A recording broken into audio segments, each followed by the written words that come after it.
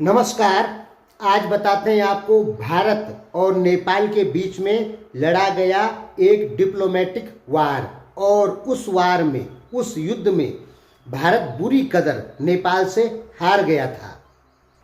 वो जो युद्ध था वो भारत की तरफ से चालू किया गया था लगभग 6 साल पहले। और फिर नेपालियों की एकजुटता के सामने भारत सरकार को, यानी हमारी जो मोदी गवर्नमेंट है, उसको घुटने टेकने पड़ गए थे। हाँ दोस्तों, ये बिल्कुल सच है। आप सोचेंगे कि नेपाल हमसे जनसंख्या में 45 गुना छोटा है और क्षेत्रफल में लगभग 22.5 गुना छोटा है, तो भला नेपाल इतने बड़े देश भारत को एक डिप्लोमेटिक वार में कैसे हरा सकता है। लेकिन दोस्तों, ये हुआ है और भारत इसमें बुरी कदर हारा है। खास करके हमारी जो मोदी सरकार है, ये बुरी तरीके से फ्लॉप हो गई थी इस डिप्लोमेटिक वार में। भारत ने ये डिप्लोमेटिक वार मालदीव के खिलाफ भी इस्तेमाल की थी, लेकिन मालदीव ने घुटने टेक दिए थे।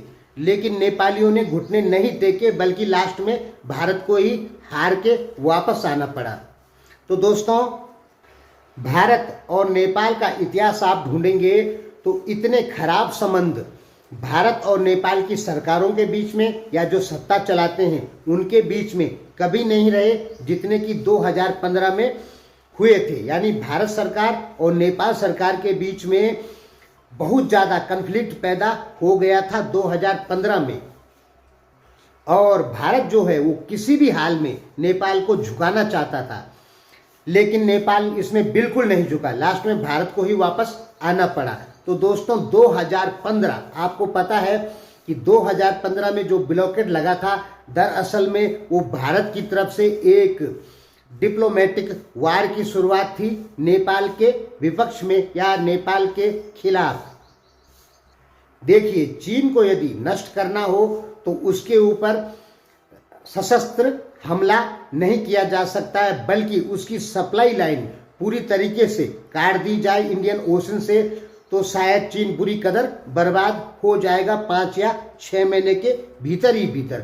इसी प्रकार क्या हुआ था कि भारत ने 6 महीने के लिए एक ब्लॉकेट लगा दिया था नेपाल में, और नेपाल की जो सारी सप्लाई लाइन है उसको रोक दी थी, सप्लाई रूट ही काट दिया था। यानी भारत से सामान जो है वो नेपाल नहीं जा रहा था, और जा भी रहा था तो बहुत कम जा रहा था। नेपाल जो लैंड लॉक्ड देश है, उस देश के ऊपर सामान की आपूर्ति रोक देना भारत की तरफ से एक प्रकार का ये एक बहुत बड़ा युद्ध इसको मान सकते हैं, क्योंकि सामान की आपूर्ति नहीं होगी 6 महीने तक तो किसी भी देश की अर्थव्यवस्था चरमरा जाएगी और वो देश बुरी कदर खत्म हो जाएगा। युद्ध से ज़्यादा नुकसान इससे ब्लॉकेड से होता है। पूरी डिटेल को समझिए बहुत कम शब्दों में। भारत में जब नरेंद्र मोदी प्रधानमंत्री बने तो क्या हुआ कि नेपालियों को बहुत खुशी हुई और उन्होंने खूब पटाखे फोड़े। ठीक है, ये मेरे आंखों देखे हाल मैं आपको बता रहा हूँ। यानी वो लोग काफ़ी खुश हो गए, और भारत ने अर्थक्वेक के दौरान नेपाल की मदद भी की है, तो नेपालियों को लगा कि मोदी ठीक है। उसके बाद क्या होता है कि नेपाल में संविधान लागू होता है, और नरेंद्र मोदी जो कि हिंदुओं के पक्षधारी माने जाते हैं, तो नेपाल के संविधान की कुछ धाराएं ऐसी थी जो हिंदुओं के विपक्ष में थी, और मोदी और अमेरिका के बीच में उस समय तनाव काफ़ी था। इसलिए मोदी नहीं चाहते थे कि नेपाल में सेकुलर संविधान लागू हो जाए, और उन्होंने नेपाल के संविधान की धाराओं से कुछ चीज़ें चेंज करवानी चाहिए, लेकिन नेपाल गवर्नमेंट ने चेंज नहीं की। बदले में क्या हुआ? बदले में ये हुआ कि भारत को नेपाल के ऊपर ब्लॉकेट लगाना पड़ा। हालांकि भारत सरकार ने कहा कि उस समय क्या हुआ था कि वीरगंज वाले एरिया में 3-4 भारतीय ट्रकों को जला दिया था, और नेपाल सरकार ने क्लेम देने से मना किया। तो भारत ने कहा कि जब आप क्लेम नहीं देंगे तो हम आपके यहाँ सामान नहीं भेजेंगे। लेकिन दरअसल बात वो नहीं थी। दरअसल बात वो ये थी कि मोदी जी नेपाल के संविधान की कुछ धाराओं को चेंज करवाना चाहते थे, और नेपाल सरकार ने साफ क्लियर मना कर दिया था, इसलिए वो ब्लॉकेट लगा था। मोदी जी को, यानी हमारी सरकार को लगा कि अब जब ब्लॉकेड हो जाएगा तो शायद नेपाल सरकार उन धाराओं को चेंज कर देगी, और 2-4 दिन 5 दिन ब्लॉकेड रहा, नेपाल सरकार ने वो धाराएं चेंज नहीं की, और ऐसे चलते चलते ये ब्लॉकेड जो है वो 6 महीने चले गया।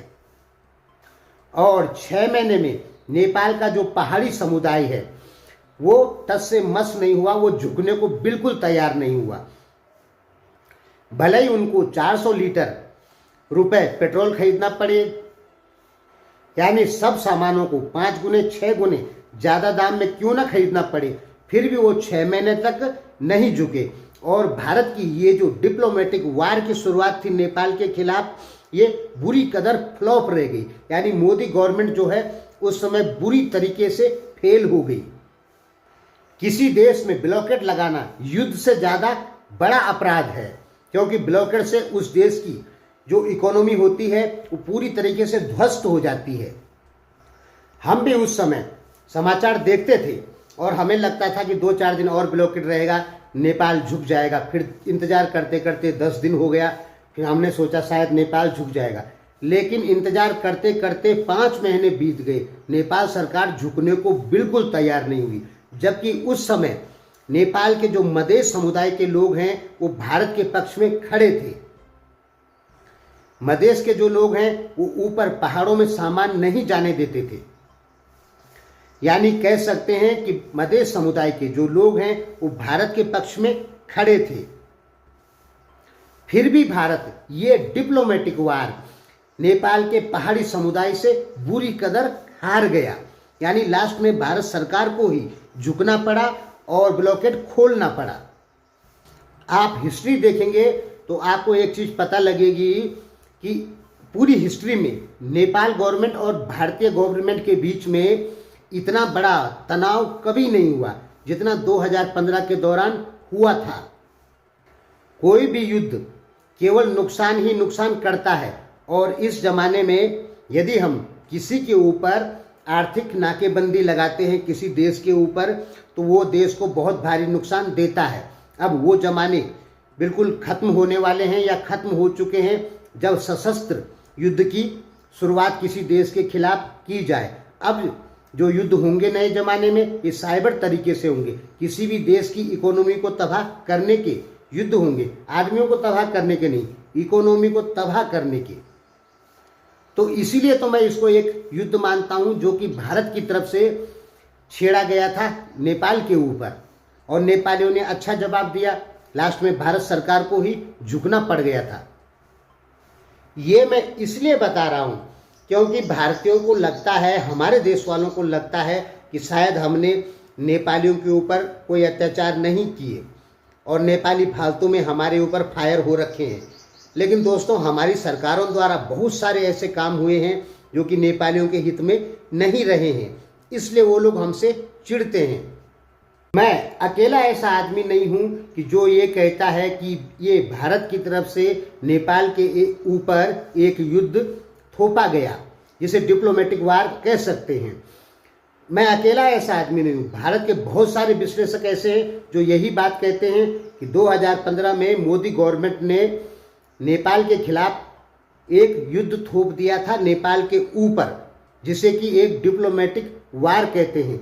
मोदी सरकार केवल और केवल ये चाहती थी कि नेपाल के संविधान में कुछ धाराएं, जिनका वर्णन हमने पिछली पुरानी वीडियो में किया है, उन धाराओं को चेंज करवाना चाहती थी। क्यों चाहती थी? क्योंकि मोदी गवर्नमेंट को हिंदू का सपोर्टर माना जाता है। तो दोस्तों, इस डिप्लोमेटिक वार में भारत जो है वो नेपाल से बुरी कदर हार गया था और लास्ट में भारत को ही झुकना पड़ गया था।